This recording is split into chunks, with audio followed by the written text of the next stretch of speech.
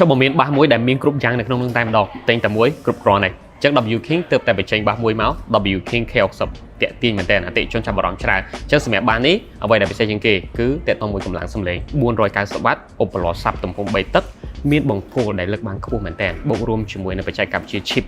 WDSP ដែលជា chip របស់ W King មកអញ្ចឹងសំឡេងគឺអុកបាត់ធ្ងន់ហើយកម្លាំងជះក៏បានឆ្ងាយទៀតកម្មវិធីតូចធំយើងអត់បារម្ភទេទី2តើតើជាមួយនឹង microphone អញ្ចឹង microphone គឺមានមកពីដើមស្រាប់ microphone សេរីថ្មីទៀត microphone ហ្នឹងគឺស្រូបសំឡេងច្បាស់ហើយ ampli មាន echo ដល់ទៅ4ប្រភេទច្រៀងគឺមានទឹកដមព្រោះមែនតើអ្នកដែលបកកាយច្រៀងក៏ច្រៀងព្រោះដែរហើយទី3គឺតើតជាមួយមុខងារពិសេសបាទនេះគឺអាចភ្ជាប់ជាមួយនឹងហ្គីតាភ្ជាប់ជាមួយឧបករណ៍តន្ត្រីបង្កើតទៅជាបែបតន្ត្រីបានតែម្ដងហើយមិនបាច់បារម្ភថាអូចាក់បានតែ 4-5 ម៉ោងអត់ថ្មទេបាទនេះសាកថ្មក៏បានប្រើជាមួយនឹងភ្លើងឆៅតែម្ដងក៏បានដែរហើយទី4រូបរាងស្អាតមែនតើស្រួលយកតាមខ្លួនឃើញខ្ពស់ចឹងទេប៉ុន្តែដោះបានទាំងអស់មានជាមួយនឹងកាបូប